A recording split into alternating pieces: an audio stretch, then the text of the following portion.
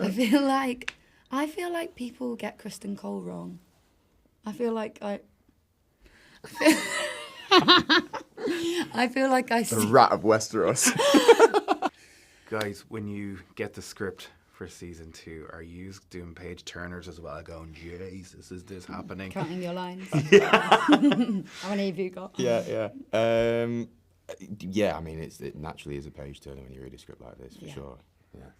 How do you keep it quiet then? Because it was hard for me. Yeah, with great difficulty. I'm a leaky bucket as well. Yeah, you. I'm so bad at being coy. Yeah, so I'm like... Yeah, I've got most of my friends who care are like, don't tell me anything because they don't want it to be ruined for them. So it's only people that are like, sort of would take it or leave it that are like, tell me. Yeah. So I try to just keep the information away from all of the fans who I'm friends with. Mm. The sets are crazy. Are wild. Like, are a lot of them real to a point that when you walk in, the both of you are going, oh my God. Oh, 100%. Totally. I mean, the Red Keep, for example, the castle where our characters live, is continuous. So you can pretty much walk around the entire thing and walk from my character's bedroom, Sophia's character's bedroom, down to the small council, into the throne room. Yeah. It's pretty cool. It's amazing. Wow. It's amazing. You'd only know if you knocked on the wall. Yeah. That's wild. And it fell down. Yeah. There's a claim. I'm just going to fall here. Yeah. Is there a character, bar your own, that you guys feel sorry for? Or that you guys are like, oh, people are thinking them in the wrong way? The wrong way? I love Helena, and I feel sorry for her. She shouldn't be in this world. That's so nice. But it's also true, isn't it? Bless. I feel like people get Kristen Cole wrong. I feel like I see...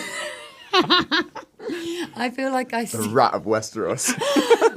I feel like people don't appreciate enough what he's been through to get to where he is. Yeah. Stunning looking man, in fairness to him. He is. Isn't he just? He is. But he's not just a pretty face.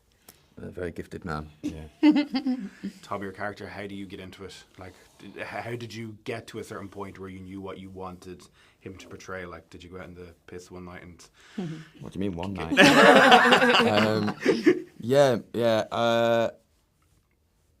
To be honest, a lot of just reading the script kind of breathes life into him anyway. I always wanted him to be just Maverick, just kind of unpredictable and weird and dangerous and all those things. I guess by nature of living with the characters for longer this time, we've both got to know our characters way more and become closer to them, I guess.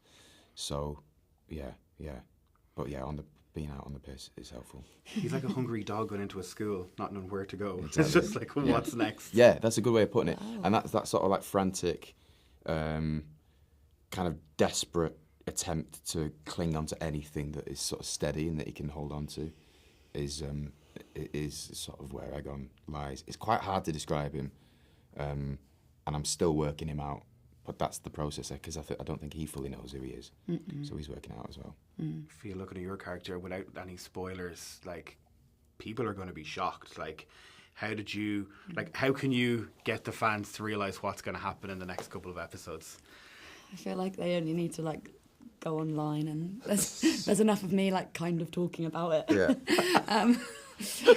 Going into way too much detail. Don't watch press. I try not to. I think I have to say no more on the matter. She's mystical, isn't she? Like, there's something magical about her that you're going to go, no. Yeah, I think so. I think I like to think of it as like a really strong intuition that is just a very, very heightened intuition, which kind of tips into something that's a bit magical. But the irony there is that, she doesn't really get listened to. So there's a sort of question around, would she be very powerful if maybe she'd had some more validation? Don't know. Fans, Easter eggs. My other half is a massive. So he sat down and watched it with me. Really? And every once in a while I was like, will you shut up? Because he was like, oh, there's here and this here and this here. Really? Do you like looking at fans being able to, all these little bits that maybe you didn't even know about? No, I don't know. I don't particularly engage with it. Wait, what sort of Easter eggs? Like, if there's little things that words even you guys say or anything. There was one in the end of episode 1, And Aaron turned around and he was like, yeah, but you remember she said this at the start? And I was going, why Wow, did you even... I love that. Is that not Nice, crazy? The nice. fans are, you know, Yeah. they believe in it so much. Totally. I think that that's also because the people who create the show, like Ryan, is that fan. And I think that that is part of it. Like, that's all in there because that's, you know, that's his relationship to the show as well. Like, he is obsessed with the books. He's obsessed with the show.